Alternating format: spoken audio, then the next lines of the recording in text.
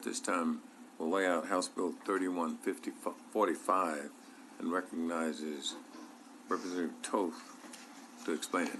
Members, Chairman, thanks so much. I appreciate the opportunity to bring this bill on behalf of my constituents. In current law, a parent who has been appointed as a conservator has the right to attend school activities with their child. Unfortunately, there's been some confusion about what constitutes school activity. 3145 would make it clear that school lunches and performances and field trips are school activities. This bill does not interfere with any court orders. Simply states that conservators that are eligible to attend school activities under current law are so eligible to attend school lunches, and I have some witnesses that would like to testify. Okay, any questions, Mr. Toth, members? Not hearing any, will. Oh, I think Ms. Bowers has a question. I do, actually. Thank you, Mr. Chairman, and thank you, Representative Toth. So what are those activities that are not constituted as school activities that you're speaking of? Yeah, school lunches, performances, and field trips are as well. They're not school activities? This would make it clear that school lunches, performances, and field trips are school activities. Right, and so I'm asking you what constitutes it, something that's I can't not tell you school. what is in current law that is considered a school activity. Mm-hmm. I can tell you that we're adding these things to it, though. That they will be school activities? Yes. Okay. And again, it has nothing to do with court-ordered issuances where a parent is not allowed to be there because there's some kind of restraining order or anything like that. Thank you. All right. Thank you so much. Any further questions, members? Not hearing any, we'll go down to the testimony and we'll give you the right to close. Thank you so much. Good evening. My name is Terrence Champagne, and I am absolutely for this bill. I'm testifying on behalf of myself and Americans for Parental Equality. When I was in school, I studied education as my minor. And one of the things they harped on from class to class was that parental involvement was one of the best indicators that a child would do well in their academic pursuits. Simply put, this just kind of codifies what activities the parents can be involved in, and I think it's absolutely a great idea, and based on my studies, that encouraging these parents to be involved in the school activities, you know, assuming there's no issues or anything like that, why wouldn't we encourage that? Now, I regularly go have lunch with my son. I try to have lunch with him once a week. One of those reasons is because I'm under the expanded standard possession order, which means he might go a week without seeing me if I didn't exercise my time to go see him during that lunchtime. And finally, I'll wrap up right here. Boy, you know, the smile on my son's face when I go in there and see him and have lunch with him, it melts my heart. And, you know, I don't have a problem seeing him because the school supports it, but I would hate to think that others out there would have problems with that. So with that, I'll finish, and if anybody has any questions, I'd love to answer them. All right, thank you, Mr. Champagne. Thank you for being here. Any Thank you very much. questions, Y'all have a Mr. nice Champagne? evening.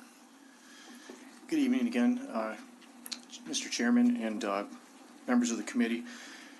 This was a bill actually that was brought because of an incident that I had with my children at their school. I am for this bill. I am representing myself and Montgomery County United for Shared Parenting.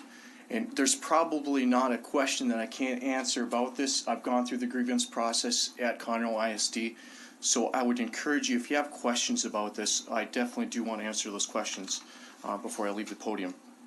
Most schools are looking at these court orders, and it'll say school activities as is written in the Texas Family Code. So that means that I can go and I go to field trips already. I go to we had, for instance, a Thanksgiving feast this last Thanksgiving, and I went into there with that. And all parents that have joint conservatorship, which would be a standard or a expanded possession order, can go in anytime school's in session. But what's going on is a small amount of schools across Texas are calling lunch as not being a school activity. Now, I'm just as confounded as everybody else is why that would be.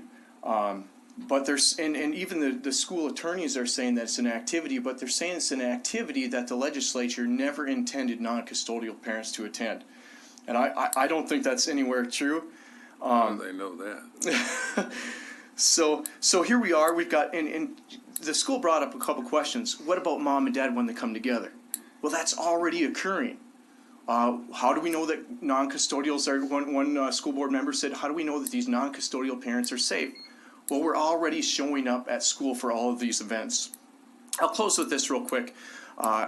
Another school district next to us in our county recently changed their position. A divorce attorney said, hey, you can't be allowing non-custodials to have lunch.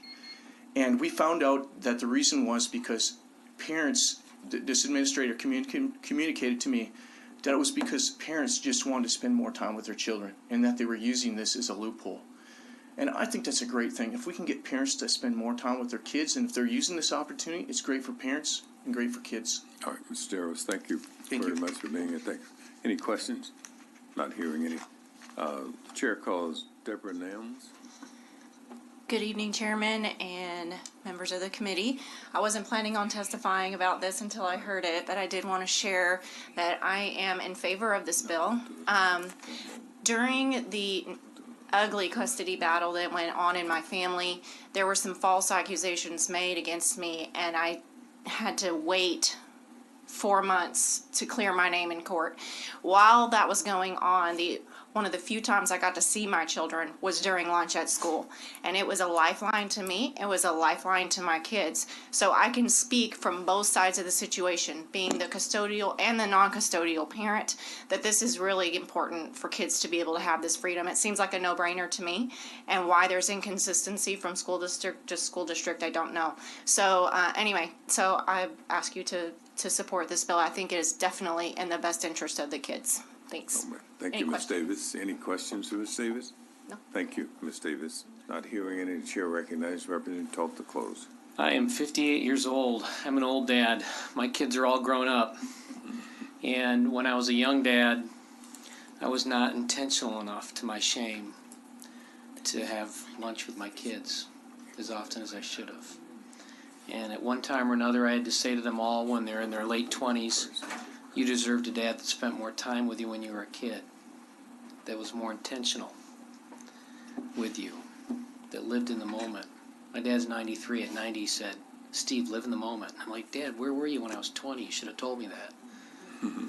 And these are parents that are trying to live in the moment, that are trying to be there for their kids.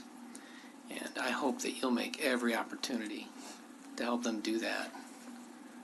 And ask for a favorable vote out of this committee as soon as possible. Thank you so much. I know it's late, and I appreciate you guys hanging in there with us. Thank you, Representative Toth.